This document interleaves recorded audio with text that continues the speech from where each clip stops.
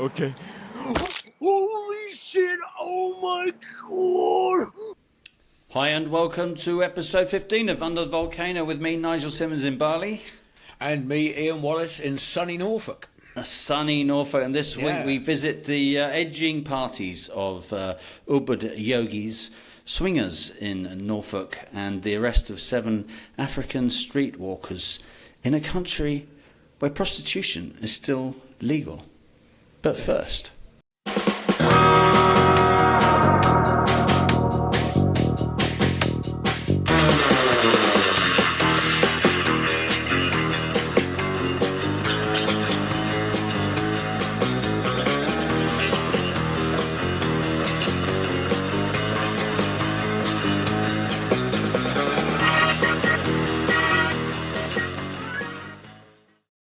And now, a word from our sponsor. Right now, Anglian Water is creating wetlands to clean water using nature and make homes for wildlife. They're building a really long pipe to bring water to places that need it most, while protecting nature too.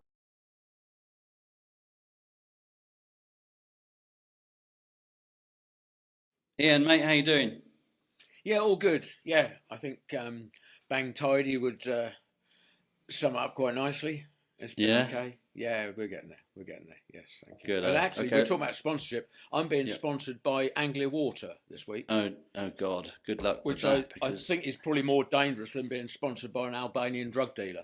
But no, it is because I read also in England now you've got serious problems with the water. So of course it's dreadful. Fucking water companies have been sold off like everything else, since Thatcher fucking cheated us out of our birthrights. And Anglian Water, I believe, has been sold off, probably owned by Germans or something. Yeah, no, it's fucking desperate. And now we've got, I hear, is it in Cumbria or... No, Devon. You've been advised, people have been advised to boil their own water. They've been boiling water for over a week now, I think. Yeah. Fuck's sakes. But, it's like Bali, really, where we can't trust the water that comes out of the tap. Well, yeah, but I mean... We don't pay anywhere near what we pay over here for water. That's right. Actually, I don't pay anything. I just we just dig a well in the garden. Oh right, well literally. Yeah, you're even better. Yeah, no, we're on whatever it is. I've just right. I've just dug a 60-meter borehole in my new place. You on your own? Absolutely, me on my own. No. Yes. 3 blokes came around with a big fuck off machine and spent nice 2 days. Yeah, spent Excellent. 2 days. 60 metres. Wow. 60 metres. Yeah. That's a fucking long way. That's a fucking long way down. That's what I thought. I thought 16 metres, but no, they said no. It's a tiny hole. I mean, it's only like I guess about 10 centimeters. Oh, really? Wide. Yeah. So, Bloody then the hell. water just come. Here she comes. There she blows. That's like a geyser. That's a geyser. So I mean, you get down that far, and the water's pretty clean. Looks like, anyway. Nice one. I wouldn't drink it, and nor would I drink the water in Devon. What was it? Devon. Devon. Yeah, exactly. Anyway, just another fucking nail in the coffin of First World England, right? Isn't it just? Yeah. Anyway, let's go to this. Feedback. Thanks for your feedback, as ever. And we've got an interesting couple of comments here on our YouTube channel. From this one from Bodie590. And he says, you guys should do a podcast with Scoopy Gang. The Canggu-based podcasters mixing Sanur and Canggu vibes would be awesome. Have you seen Scoopy Gang podcast? I looked at it. Someone mentioned it to me a few months ago, and I looked at it, and I'll be honest, I didn't really sort of engage with it. No, right. I don't think it's Russian. I think it might be some Indian people. I'm not sure. Oh, Indian people. Or yeah, I think so. But I wouldn't swear to it. But it didn't really engage me. But perhaps when I get home, perhaps we could do something. Yeah, we'll see. Because I mean, who knows? Anybody that does a podcast, we kind of absolutely. love them. But I also had a look, and anyway, Mr. Bodie, I think that's a no. So sorry about that. All right. And then we got a comment from Fleety, our wonderful producer, Fleeto. Yeah, at Double Espresso Studios. which we haven't been to for a while because you're in the UK and I'm exactly. stuck in my bathroom in Bali, sweating my arse off like a rapist again. So he says anyway, and he's referring to the story we talked about with the house on the cliff that fell. The farm that fell or was falling into the sea or whatever. So he says the demolition story has a certain Arthur Dent ring to it, which I think is a reference to Hitchhiker's Guide to the Galaxy by Douglas Adams, a fantastic book. And also a brilliant TV series. If you've never read... I saw that. I remember saying that. I didn't read the book, but I saw the series. Man, if you've never read the book, it's absolutely astounding piece of work. It's a very tight volume, but there's just so much in it. Sure. And it, of course,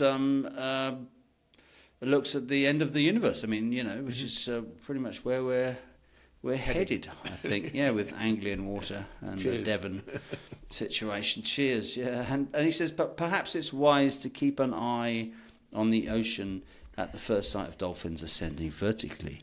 Grab your favourite towel. I think that must be a reference to something in the book because it's very esoteric and Fleety, as usual, we have no fucking idea what you're talking about. So. No. But anyway, things falling into the water. That brings us nicely to this. This week from the Sanor Weekly. This week from the Sanor Weekly. We've got a great story in the Sun. I've got a copy here, look. And good. The smell of print. The rustle of real paper with the real staples. They've been hard at it, of course, again in the newsroom, although they've had a couple of deadline issues this week because they missed the big story last week, which we covered, but it's only we had the scoop on, yes. We scooped them. We scooped the Sanor Weekly, what was that story? I forget. That was about Little Moscow? No, it was the meth lab and the hydroponic it was marijuana in the Canggu villa, So, but they've got that in this week's better late than never. Yeah. But they've also got a story about amazingly a villa not falling off a cliff, but certainly when they're building it. And here's a picture. They've managed to just cut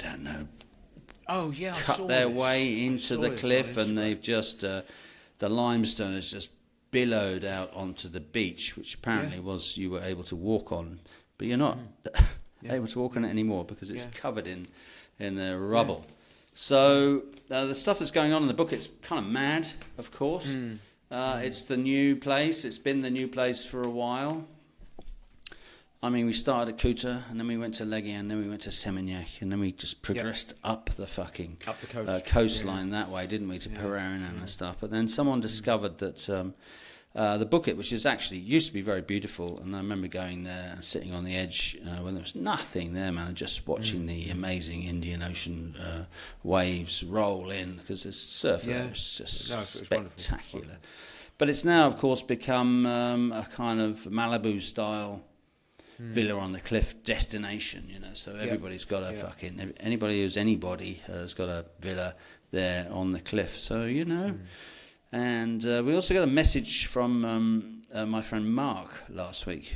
I sent the podcast out on the broadcast list, and he said thanks for that. He said, because we mentioned not building a house on the cliff would be a good idea. He said I'm actually involved in selling properties on a cliff, so we were right on the money there, Mark.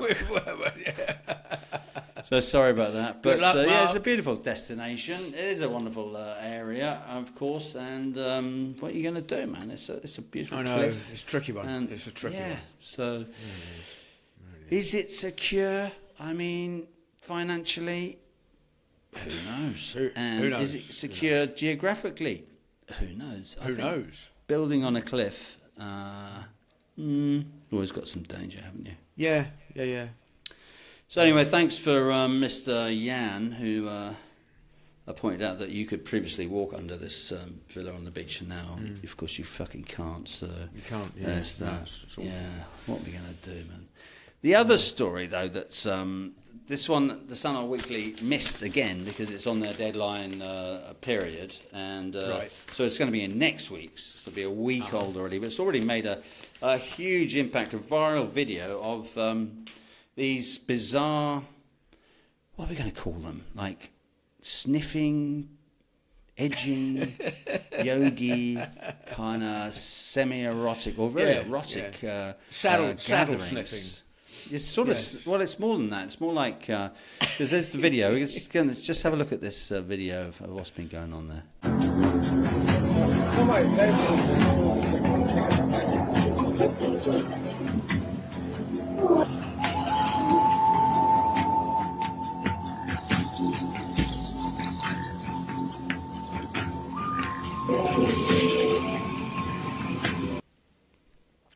So you got the Indian, I guess he's Indian guru, and there's lots of very attractive women, I have to say, as ever in Ubud at these yogi centres. This sect, sickening. Yes, it's sickening. It's absolutely disgraceful. Yeah. But they all seem to be getting off on this sort of sniffing and blowing and touching and sort of semi. Well, it's just basically sex, isn't it? Without without penetration. And we all know how safe that is. And no, I mean, what gets me? And then they posted the fucking video on social media, and of course, they're so far up their own arses. Absolutely. So I mean, I'm sure it looks like they're having an absolutely fantastic time, and the women are clearly having orgasms back to back. You know, based on this sort of flirtatious behaviour and a bit of touchy feely and all that. But you know, it's just, why would you in Ubud? Why would you fucking broadcast? Why would you make a video or let anybody make a video and then post it on social media? Of course, Nilu Jelantic, the legend that is Nilu Jelantic, who's the warrior and protector of all things Balinese. Here, she's all over it, and I think those guys are in deep doo-doo. They're all going to be deported. So the Sun Weekly's got a story on that. Where has it gone? Here we go. They've got a story on that in their news compressed section, which I always love. There's just some nuggets in there, you know. And here we go. Right, following a viral video posted on social media, police in Bali have launched an investigation into what they called heretical. That should be an heretical sect carrying out obscene acts led by an Indian national. Based on the video, all the members of the sect are believed to be foreigners, and according to reports, the owner of the place where all this took place had no idea what was going on under his roof. Unsurprisingly, that roof is located in Ubud, Bali's spiritual capital. And when the police showed up for an inspection, no one was found other than the unsuspecting owner. So he's fucked as well. No, absolutely. But don't you think there's something on Instagram this week with a couple of, I hate to say it, but Russian again, girls videoing themselves. One was on top of, you know, the little petrol stations that we have in the Warungs where you just, you know, buy a little bit of petrol. She was standing on top of this, and then with a hose, which obviously was supposed to look like, well, it might have been fucking petrol. She was hosing out onto this other bird standing down below her with very little clothes on, ankles round her ears, that sort of thing. And as just part of contact, it's so disrespectful. And again, they're just so far up their own arses, they don't realise what they're doing in someone else's country, with someone else's culture, you know? It boils my piss, it really does. Because they make it difficult for us. Boils my piss as well, Fucking Russians. Fuck off fucking back to... ignorant Beep, cunts. beep, beep. Beep, and the Ukrainians, you know, beep, fuck off back to beep, you know, and only the rich ones are here, of course, that can afford avoiding the war that Mr. Putin started. Exactly, yes. Or did he? Somebody else started it. Who knows? But who knows? Yeah, I think that video, and I'm not sure if we got a video of it, well, I'll stick it in here. But if not. I think that probably references a couple of things. So there's the old car wash, porno car wash thing, right? So there's that with You're girls on your own with with this one. T-shirts. Okay, right. You've not seen that? So there's a famous film. There's a couple of famous films, and of course scenes from famous films. So we're going to have a look for those. I might post one here. And there's I think the most famous one is of that scene is from Zoolander. Right. Have you ever seen Zoolander? Remind me. I might have done. It's the gay model story with whoever the fuck the actors are. I can't remember. Right. It's an absolutely brilliant movie, but they I can't. I don't think yeah. I've seen So they go for sort of frappuccinos or something, and then they have Right. this sort of mock fight or whatever at the car wash scene at the petrol station, and they spray the petrol all over themselves. And of course, in the movie, Okay. which is a brilliant spoof on the whole modelling world. Yes.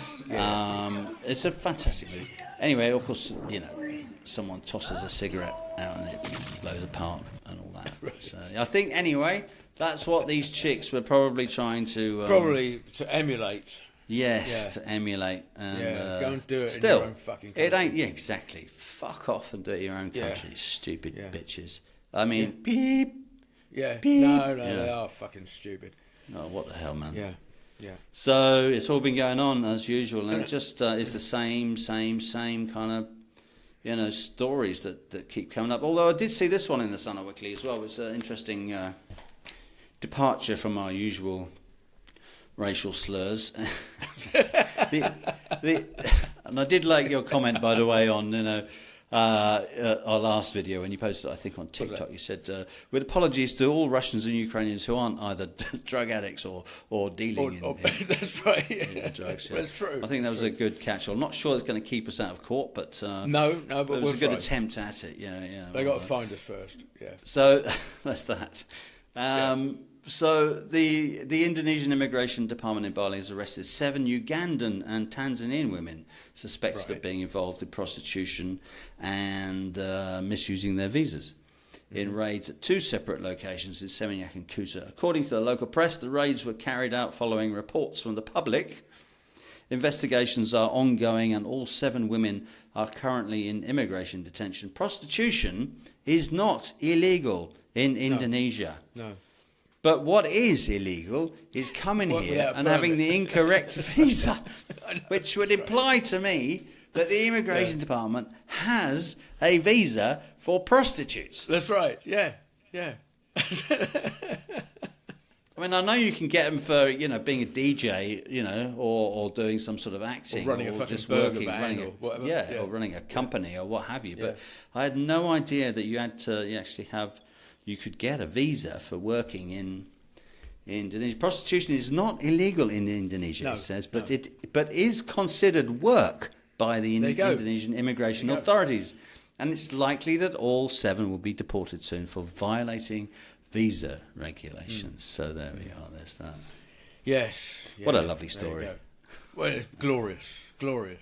What's been going on in your part of the world in Norfolk? Well, I went to the shop and I wasted £2.30 on this, the EDP, and there's the fuck Eastern all in Daily there. Press. Really is fuck all in there. The Eastern Daily so- Press. Did I ever tell you that I went for a job there once? You did. You mentioned it, and the Yeah. bloke had his feet up on the desk. He had his feet up on the And he's desk. very rude. He was extremely rude, and Yeah. I didn't get the job. No, because you weren't Otherwise, rude I'd enough. been still sitting in Norwich, That's right. With working your like feet up on the Chris desk. Lakey. Shout out to Chris Lakey, by the yeah. way, my old mate. He's Is he my old mate from sports Hong Kong. editor? He's basically the sports editor, or head of sport for the company that owns the Eastern Daily Press. Archant. Is it And, Archant, I think? Archant, exactly. So he covers football, and it does it brilliantly. He's always been an amazing sports editor and writer. So if you've not checked out Chris Lakey and the Eastern Daily Press, our friends from Norfolk, then please do. Do so. And he's on Twitter. Send him a message. Say Nigel says hi. And that'll From baffle Bali. the fuck out of him. Yeah, from Bali. That's right. Yeah. So, but he will. That'll make him chuckle. Yeah. Yeah. Good. So you're saying there's nothing in the EDP? There's nothing. No, there's nothing. No. No. So where will we go? I was thinking actually when you were talking about Ubud, and obviously it is such a glorious, lush and green place. I thought I just wonder if there's any pampas grass growing in Ubud. Pampas grass. Because Why? because of this attraction a bud seems to have for sort of but it's very free fertile. sex and swingers. Yeah. So Free sex and swingers and pampas grass. Pray Treasury is tell. up. Yeah, what's the in connection there? In the must have been during the 80s, I reckon. There's this thing. I don't know if it was any wider than East Anglia, but certainly in East Anglia, if you had pampas grass grown in your garden, especially in the front garden, it was a sign. It was a sign that you were swinging. Really? You know, in a sexual sort of way. Yeah. Wow. Yeah. That's exciting. It was hilarious. So there's a lot of people, and the innuendo surrounding it was always good fun, and still is for people of a certain age. But yeah. So when you say pampas grass, so let's have a quick look at what pampas grass looks like, so we do know if we're ever in Norfolk. I'm sure there'll be a lot of people in Norfolk knows. Here's a picture of some pampas grass. I think it's the correct one. Yeah. Yeah. And so if I see that when I'm in Norfolk, and just also, you should go and knock on the door. I will, but it just occurs to me that my house, my parents' house, they had pampas grass growing outside. So and what was their hobbies? Well, yeah, I mean, they were, you know. I mean, they're both dead now, so I can probably talk a little freely about it. But I think they were both swingers, yeah. So were they? Yeah, I think so. Because I was, you know, we were both. The kids were sent off to boarding school. So, so nothing to do. So I think they were. Yeah, no, we had pampas grass. Now you mention it, that's funny, right? And there were a few photographs which I found as a kid, and which were disturbing, frankly. From garden only because they were my parents, but. Right. Yeah, no, they definitely, and I did speak to my dad about it, and he did tell me about these sex parties he used to go to as a younger man, and it's just not a conversation you want to have with your parents. It really isn't a conversation you want to have with your parents. With anybody else, absolutely fine, I'm happy. But as soon as you started talking about it after a few beers, I was like, "Oh, Dad, please stop, please stop, you're killing me." You know. Anyway, he told me everything about it, and he said he only stopped going to these things because it became the gays kind of got involved, and then he sort of lost interest. Right, so he was into the girls and stuff. So, but my mother, I never really broached the subject with her, as you wouldn't. No, would you? I mean, you know, because when I reconnected with my mum, she was already like 70, and it's just not a conversation. Either neither she nor I wanted to have. Would ever want to have. Yeah. No. I don't think she knew when she planted it in her front garden what the rumours were attached to the plant. I remember mentioning it to one of my bosses, and his reaction was, "Really?" To have it out there in front of the house so that everybody can see it, it's quite a statement, I think. But do you have any experience of swinger parties in Norfolk? Not personally. No, not in Norfolk. I knew someone who used to go to a lot over in the West Country, and the tales that she used to regale were quite interesting. But they were... Well, do you know what? I can't really remember the details, but I know that she used to go there on her own and have a while of a time. She was a player then, yeah. Yeah, you used to have a while of time. I always thought it was really fucking dangerous, but, you know...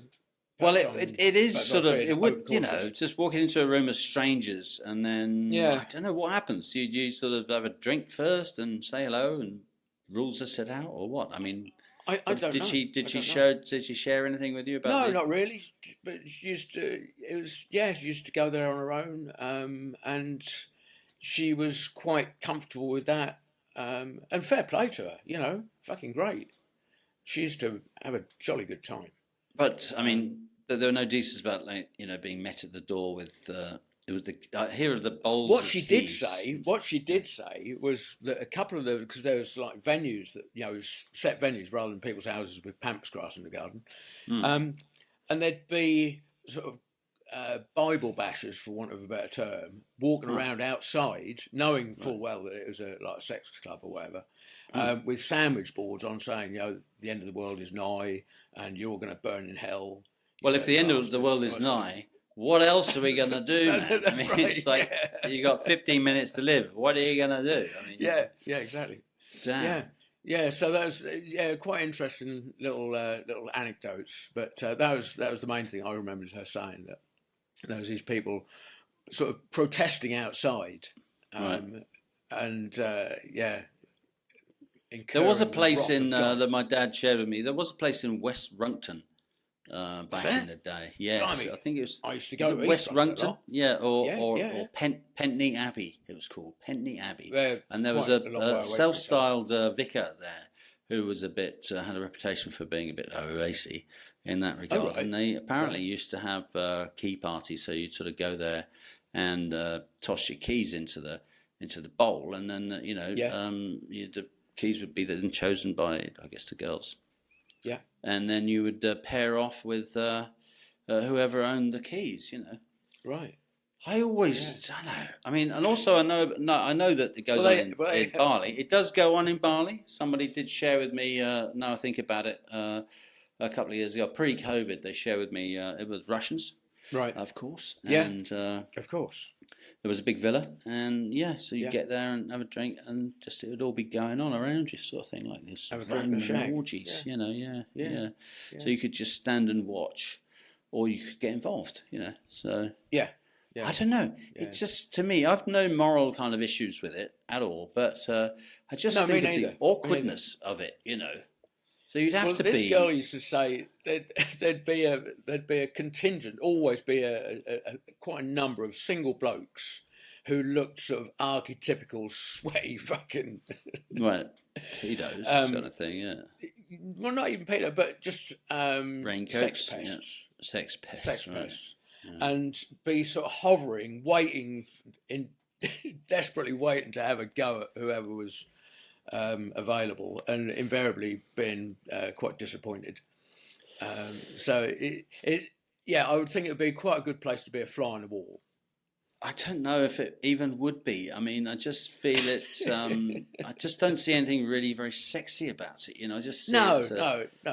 I mean, if it was a sort of small group of friends or whatever, I can get that. So you kind of swap in or whatever. I could sort of get into that, I suppose. With your parents, you mean? But absolute strangers and dogging in car parks and that sort of stuff. Oh fuck! I Yeah, just, that was a big thing. Yeah. That takes some balls, man. For of course, for the girls, but I mean, for the boys, it just seems like to me, just very awkward, Yeah. And I'm not sure that would actually sort of, how should I say, get me excited.